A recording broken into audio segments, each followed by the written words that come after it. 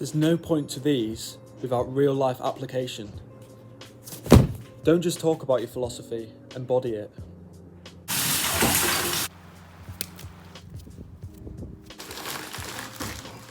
But neither a bull nor a noble-spirited man comes to be what he is all at once. He must undertake hard winter training and prepare himself, and not propel himself rashly into what is not appropriate to him.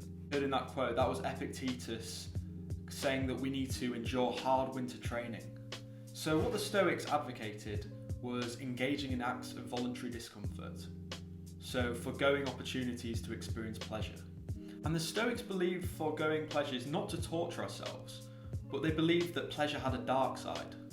Seneca said pursuing pleasure is like pursuing a wild beast. On being captured, it can turn on us and tear us to pieces. Another Stoic, Musonius Rufus, said that we need to force ourselves to experience pain, even when it's avoidable. And you might be thinking, why should I voluntarily put myself through hell? And the Stoics weren't masochists. They didn't go through rough discomforts to punish themselves. They had a clear goal in mind. They wanted to live better. We place ourselves in uncomfortable positions voluntarily. When we're forced into uncomfortable situations involuntarily, we will be in a lot better place to deal with that. Seneca said, in days of peace, the soldier performs manoeuvres, throws up earthworks with no enemy in sight, and wearies himself by gratuitous toil, in order that he may be equal to unavoidable toil. So yeah, I was walking around Otley, my hometown, and yeah, there's a car that just came out of nowhere, but I was walking barefooted, and I got this kind of exercise from the Stoic Cato, who used to walk around Rome barefooted. And he was a wealthy man, he could afford shoes, but he voluntarily decided to walk barefooted so that his feet would become stronger.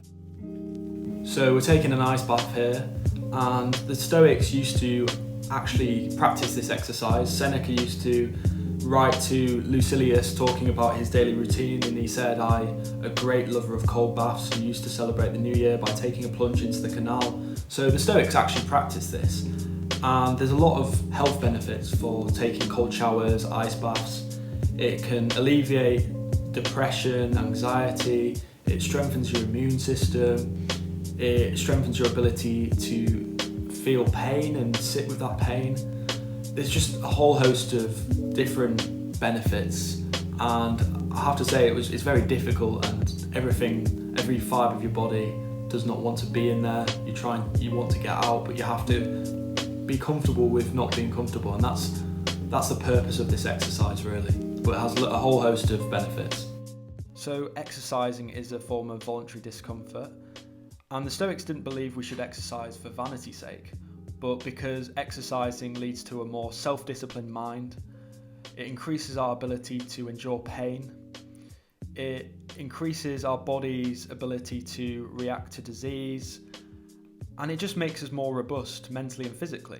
So all the exercises I've talked about so far have been physical exercises. However, the Stoics believed in mental discomfort and abstaining from pleasure and delaying gratification. So the Stoics talked about not giving in to urges, and in their day, a lot of the time it was wine, it was sex, it could be gossip, and they talked about resisting from this pull that we feel as humans. Yesterday I did the fourth exercise, which was not going on my phone for 24 hours. I spend too much time on my phone, I think a lot of us do, and it consumes so much of your time, and we can invest this time in more meaningful things like spending time with family, going on a walk, studying more. There's so many other things we can do that are more painful, more torturous, but they have a better reward, they lead to better things. So let's talk about benefits of discomfort. I think the main one is gratitude, because if you go without something for a few days, then you start feeling really grateful for it. For example, food. If you fasted for a few days, you'd realise I'm so lucky to have access to food. Not everyone has access to food. It's not a God-given right. Another benefit of discomfort is that once you've done something that's really uncomfortable, then you know you can do it. You know you have the ability to do it. For example, the ice bath. I was pretty worried going into that, but now I know I can do 2 minutes in an ice bath. Another benefit is it increases your willpower. See your brain as a muscle, like a bicep. The more you work it, the stronger it will get. And the Stoics weren't born with an innate ability to be self-controlled. It took them years of training, learning the theory, but also applying it. And consistent with my channel, the biggest benefit of voluntary discomfort is the effect it has on your mental health. And I think the reasons for this are twofold. It gives you a sense of purpose. It makes you feel like you're working towards your ideal self. And it also makes you more robust, so that when future events do not go to plan or when tragedy hits, we're stronger and we're more mentally robust to deal with those events accordingly. So if you enjoyed this video, give it a like and a subscribe, and remember that philosophy is here not to theorize but to apply to our daily lives.